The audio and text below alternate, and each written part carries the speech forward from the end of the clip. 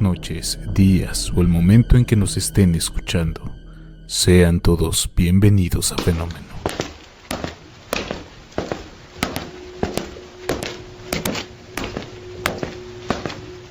Fenómeno.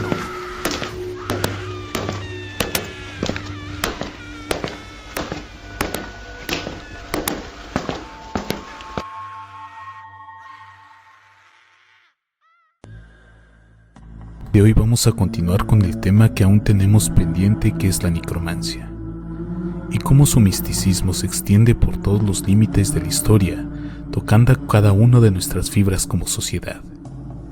Quiero que este capítulo empecemos con una nota alta, hablando de uno de los casos más impactantes relacionados con la necromancia. Profundo de los callejones empedrados de Cracovia, la leyenda de Jan Tarnowski persiste como una sombra acechando entre los susurros nocturnos.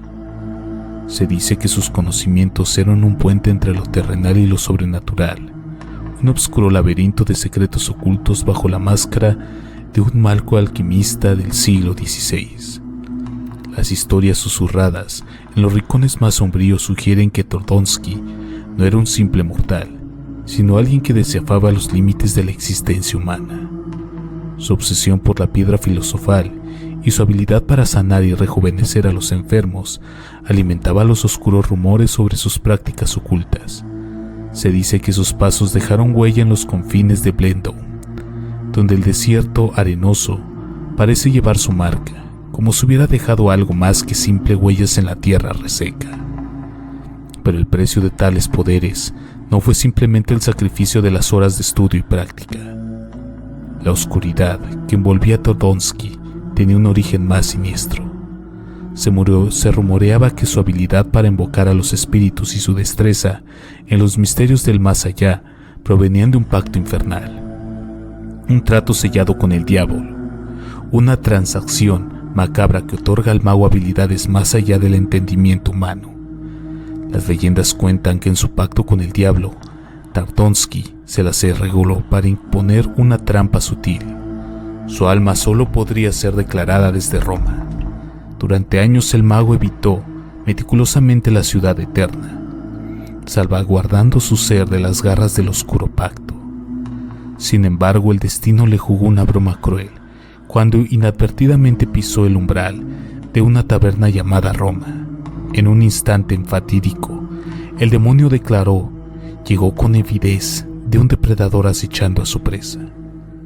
La leyenda se oscurece aún más con el relato de la astucia de Tarnowski. En un estallido de desesperación, se alzó sobre su gallo y se elevó hacia los cielos, escapando del alcance del diablo. Desde entonces se dice que vaga en la luna, condenado a una existencia solitaria, mirando con anhelo hacia la tierra que dejó atrás. Sin embargo, la conexión con Cracovia no se ha roto del todo.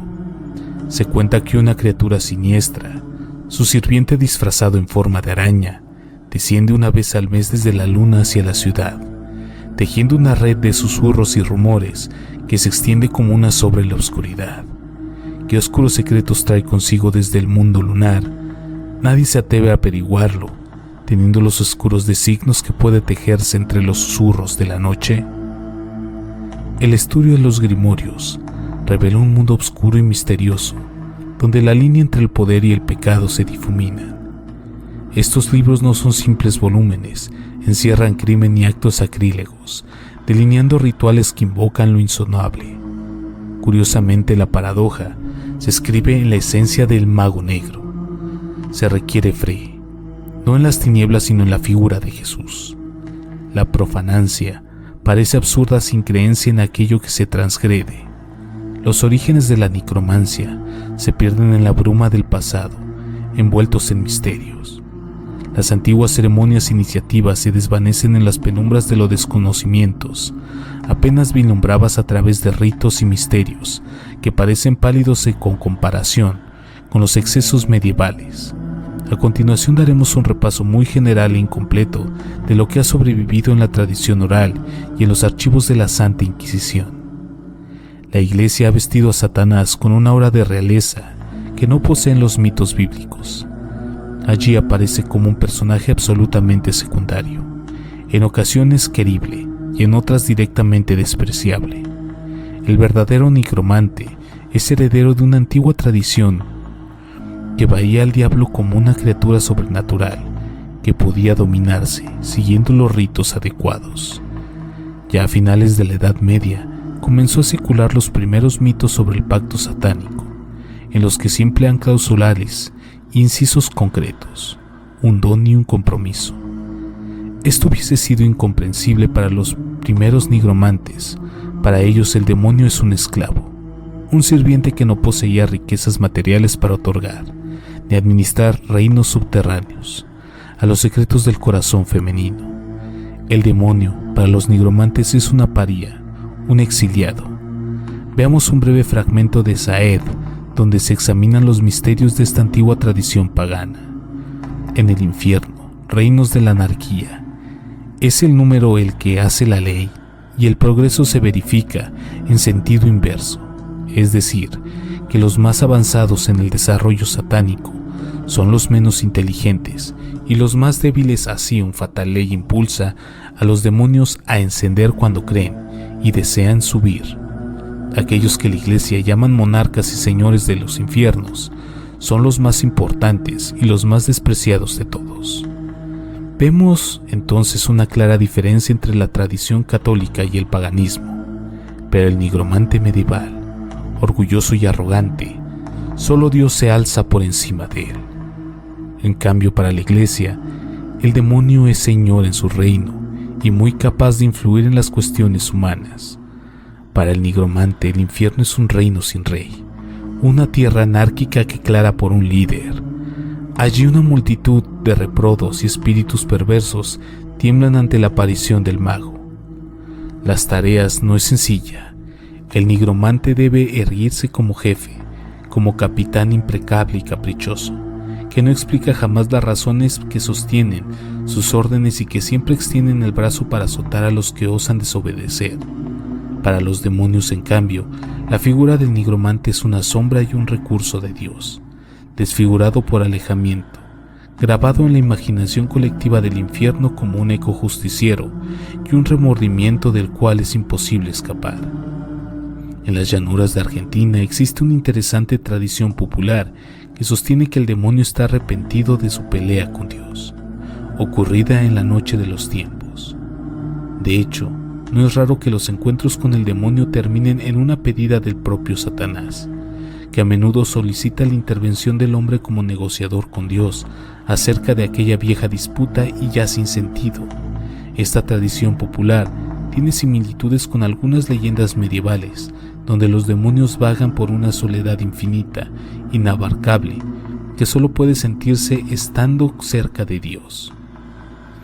En este deplorable estado de abandono, exiliados del abrigo divino, los demonios se convierten en juguetes de aquellos que se atreven a manipular los arcanas de la magia, sometiendo a una voluntad tan humana como inflexible, esclavos de una temeridad y una audacia que solo puede provenir de la locura, incluyéndose una y otra vez el mismo tedioso círculo del pecado.